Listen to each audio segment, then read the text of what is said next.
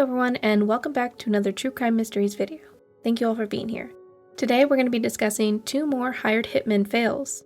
And if you like this video, I also have 3 others with even more fails, so check them out. But with that being said, let's get into it. Number 1. Susan Kuhnhausen. In January 1988, Susan was 33 years old, had a successful nursing career, and was ready to settle down. She hadn't had much luck dating and opted to place an ad with a matchmaking service to find her perfect someone. Her ad read, "Single white female, 33, overweight but not over life, seeks single male who wants more out of a relationship than just slender. Active healthcare professional, enjoys exploring Northwest, interested in conversation, good times with someone who is intelligent, thoughtful, and full of humor. Must be emotionally and fiscally mature. If you are seeking a bright, funny lady who is adventurous enough to advertise, then please reply." 2 weeks later, she got a reply. 40-year-old Michael Kuhnhausen responded. Michael was recently divorced with 2 kids. He told Susan he was a Vietnam veteran, but now worked as a janitorial supervisor. The couple exchanged phone numbers and started chatting. Susan was extroverted, her job as an ER nurse was stressful, and she liked to decompress after a hard week by spending time with friends, traveling, and being out. Michael was more of a homebody, and when they were dating, he had no issues with Susan going out. After 5 months of dating, Michael moved into Susan's home in Portland, Oregon, and after almost a year of dating, the two tied the knot in Reno, Nevada in an intimate ceremony on December 10th, 1988. At first, all was well with the couple. Susan adored Michael's kids and felt that their family was complete. However, after a few years of marriage, cracks began to form in their relationship. After years of marriage, Michael suddenly started questioning Susan's spending habits. Though she made significantly more money than he did, which had never bothered Susan, it did cause issues with Michael as he tried to dictate how she spent her money.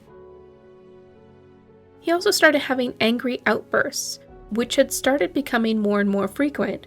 His outbursts were apparently because of the trauma he had experienced during his time in the military.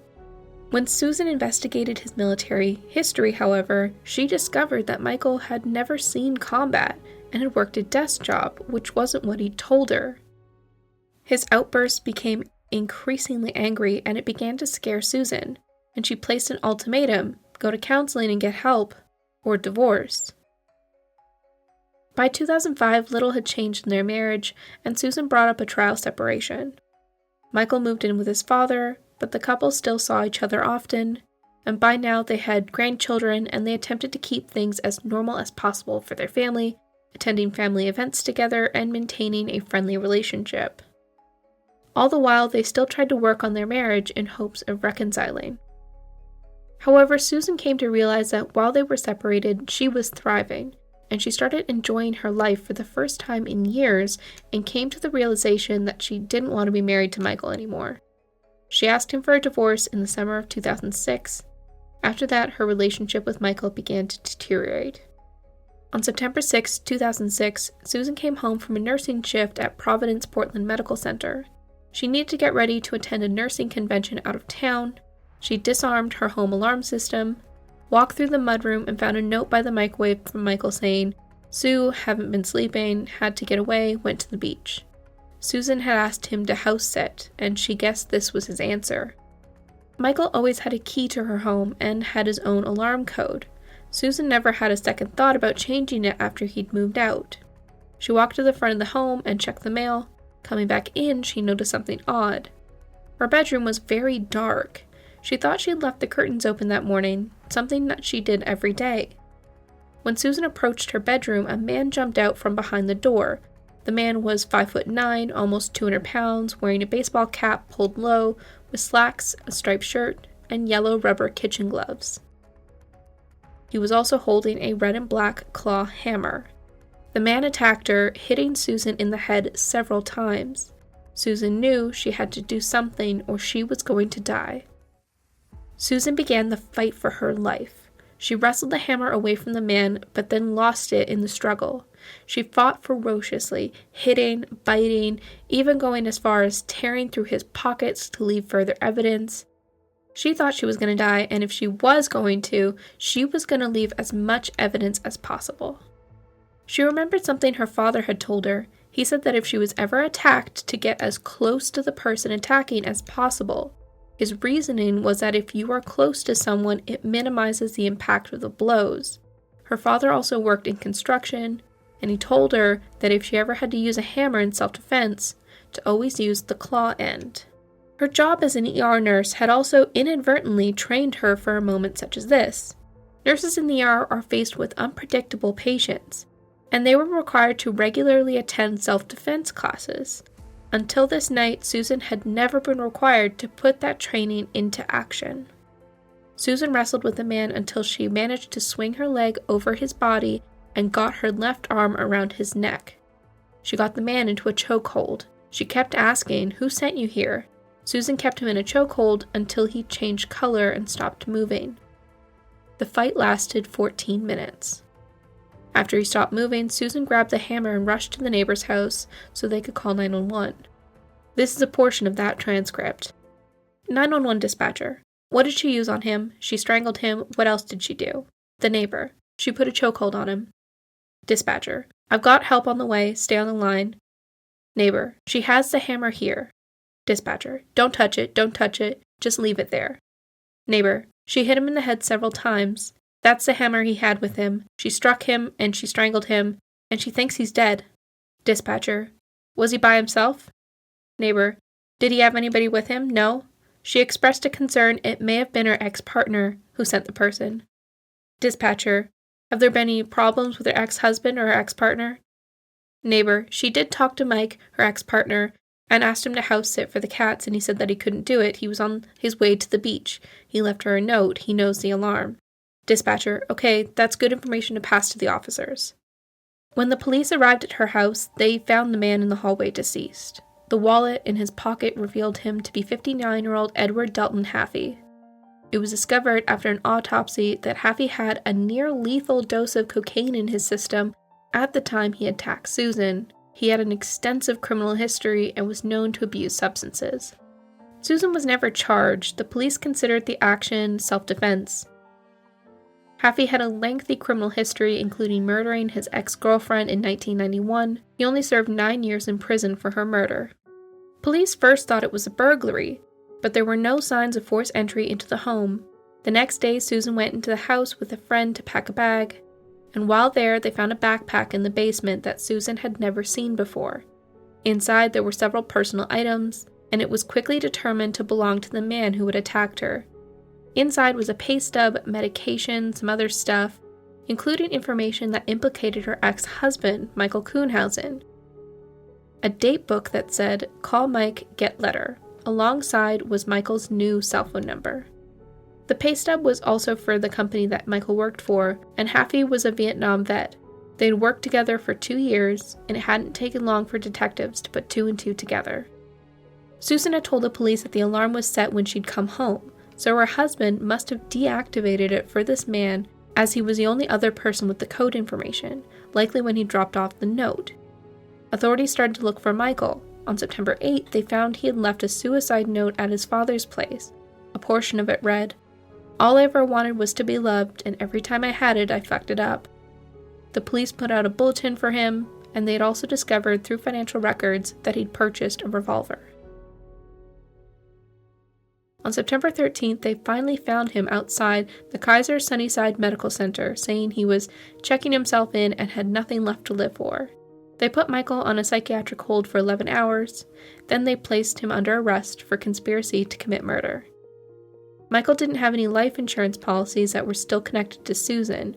She had changed the beneficiary to her brother after their separation. However, he was still on the deed to the house they'd shared. It was worth $300,000. If Susan died, he would get the house. During his initial interrogation, Michael denied any involvement with Haffey. Officers showed that they had evidence that the two worked together, but he still tried to claim he didn't know him. Later, he said, "I didn't do it. Just because I know the guy doesn't mean I did anything." During his trial, there was overwhelming evidence that Michael had been involved in an attempt on his ex-wife, including a man that Michael and Haffey had approached to help. They offered the man $5,000, but he declined. On August 30th, 2007, Michael pleaded guilty to conspiracy to commit murder. He was sentenced to 10 years in prison. He admitted to offering Haffey $50,000 for her murder. Susan gave the following statement at his sentencing hearing. I am damaged by what you have done to me. You took advantage of a desperate person to do a desperate thing that you were too cowardly to do yourself.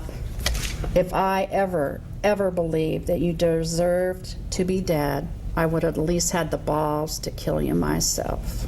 Susan was always afraid that Michael would come and try again when he got out of prison. She moved, put up security systems, put gravel around her house so she could hear anyone coming. She even got a gun and learned to shoot. She sued and won a $1 million lawsuit against her ex-husband, stating she hoped he would not have enough money to try again. Michael was set to be released on September 14th, 2014, but in June, 92 days before his release, he died of prostate cancer. It was a death that was sad for Susan, but also brought a great deal of relief. She said in a statement to the media, "I didn't mourn his passing. Instead, I mourn the life he could have had if he could have just opened his heart for those of us who cared about him." Susan also said that she joined the Kuhnhausen family in hoping he would find the peace he didn't find in this world. To this day, Susan spends her time talking to people about her story. She is an activist for victims of crime and hopes that in sharing her story, she might help others. She still says that killing her attacker was the hardest thing she ever had to do. She had a hard time with the media portraying her as a hero. Her boss gave her a piece of wisdom that stuck with her. They're not calling you a hero because you killed a man. They're calling you a hero because they want to believe, given the same circumstances, that they too might survive. Number 2. Michael Ray. Marina Kuzmin was a refugee from the former Soviet Union. She had come to Canada in 1990 with her then-husband and daughter. She became a citizen in 1996 and settled in Richmond Hill, Ontario. Her previous husband had died in 2003, and it was years after when the widow met Michael Kavkin. He became a tenant and rented a room in her home. Also a Russian immigrant, the two connected on their shared experiences.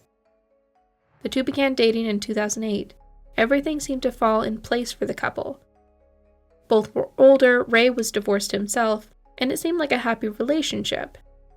After a year of dating, they married in December of 2009. The relationship soon started to strain. Michael put the couple into substantial credit card debt, racking up hundreds of thousands of dollars from failed extravagant business ventures. Once they were married, Michael stopped working and lived off Marina's funds. In 2011, the couple changed their last name to Ray. Marina apparently discovered around this time that Michael lied about a criminal history. She also claimed she discovered that he had issues with substance abuse. She eventually locked Michael out of their house. In the fall of 2012, they were divorced. In November of 2013, Marina listed her home for sale in order to get out of debt. Michael found out and got a lawyer, filing for spousal support and equity from the sale of the home. The house she had before they'd got married, she learned that Michael was entitled to half of the profits. Marina was enraged by this. On November 26, 2013, she went to see an acquaintance, Viktor Soklovsky. Soklovsky owned a martial arts studio in town. Marina told Viktor that she wanted her ex-husband dead, and could he help her find someone that would do it for her. She told Viktor she didn't want to share any equity from the house profits, and asked if he knew someone that could lend her $500,000 on a backdated note. A few days later, Viktor went to the York Police Department. The police asked if he would help them, and Viktor agreed. He then called Marina and asked if she had changed her mind. She said no, she still wanted Michael dead. On October 7, 2013, he set up a meeting with Marina and a hitman / undercover cop. The conversation between Marina and the officer was recorded. In the video, Marina talks about wanting her ex-husband liquidated and using her hand to mimic a gun. She showed the hitman a photo of her ex-husband. They discussed payment and agreed to $2,000 up front, with a total of $10,000 by the end. Yeah, hi. Hi, what is your name? You just call me Mister. I don't need to know your Mister? name. You just call me Mister, that's it. You got a problem, I understand? Yeah, big problem. What's the big problem? Oh, you want to know the whole story from the Yeah, beginning? you know what? I'm not a fucking grief counselor. Yeah, right? okay. All right. So. No, basically, I married a crook, and he's a professional con artist. He's been living all his life at women's expenses. Alright. And he came to rent basement apartment in my house. Do me a favor, just shut your phones off because you know what I mean. The longer I stay here, the more problems I get, right? What do you need? Yeah. What's that? No, you know what I mean. No, tell me straight up. You know what I mean? Like I need to know all this stuff. What you talking about? Like Victor tells me you got a problem. I know, you know what I mean? Tell me your problem. I'm the solution for your problem, right? Okay, yeah. Okay. So, and how much? That's it. She told the hitman what her husband looked like and where he might be. She handed the officer $300 to start and made plans to meet up on December 9th. At the second meeting, Marina came up with a written agenda. She had ideas for how to kill her husband. She brought up that he did drugs and may be a good motive for why he was killed. She told the officer more about what she'd felt he'd done to her. She asked that he tell her ex-husband, "This is for all the women you used, abused, and stole from." The undercover cop and Marina discussed how to deliver the final payment after the hit was done. They made plans to put it in a 20-pack of Timbits, Canadian donut holes, then discussed where to leave it, behind a fire hydrant, or hand off the donuts to him in person. The final decision was that it would be left behind a tree. They made plans for further untraceable communications, and a plan to set a date to leave the money. She then handed over the rest of the $1,700 advance, and before she left, the officer asked if she was sure she would not have a chance to change her mind. Marina was arrested shortly after the final conversation with the undercover cop. Marina spent 143 days in pretrial custody before a judge ordered a guilty verdict. A 64-year-old Marina Ray would go to prison. The Crown had asked for 6 to 8 years. The defense had asked for time served. She was sentenced to 5 years of incarceration and less than 8 months. At 64 years old, Marina Ray would go to prison. The Crown had asked for 6 to 8 years. The defense had asked for time served. She was sentenced to 5 years of incarceration minus the 8 months of time served. Marina filed for a stay on her conviction, saying that she was entrapped by the police. The judge found that there was nothing in the evidence that showed entrapment.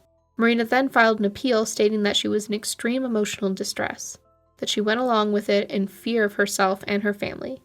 Marina lost this appeal in 2020. Marina fully believes that she isn't at all responsible for the murder plot based on her mental state at the time and blames the York Regional Police for forcing her into plotting the murder. There's not much known as to what Michael is doing now. There's no further information as to what happened to Marina after her appeal. It is assumed that she is still incarcerated, though she should be scheduled for release in 2023. Well, that is it for this video. As always, thank you so much for watching. If you like this content, what I do over here, don't forget to subscribe and hit the bell notification so you don't miss my next upload. Also, if you give this video a like if you enjoyed the content, that would be much appreciated, as it is the easiest way to help the channel grow. We also have channel membership or Patreon if you want to get more behind the scenes content or just support the channel. In the description box of this video, you will also find links to all my socials to connect with me, as well as other goodies. But that is it for me. Thank you so much for being here. I will see you on the next one. Bye for now.